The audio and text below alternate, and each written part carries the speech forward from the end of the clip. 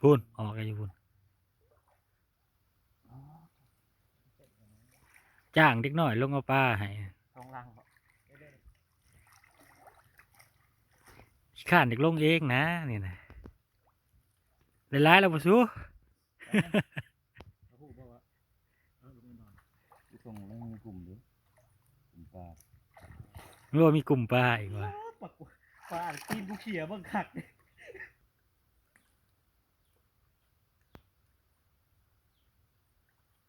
แม่นบ่ตัวกูได้เรื่องไงกันว่าไงปลาโอ้โหมันคือตอนมันต่ำโอ้โหรู้สึกว่าเป็นคือรู้สึกว่าปลาใช่ปลาอย่าง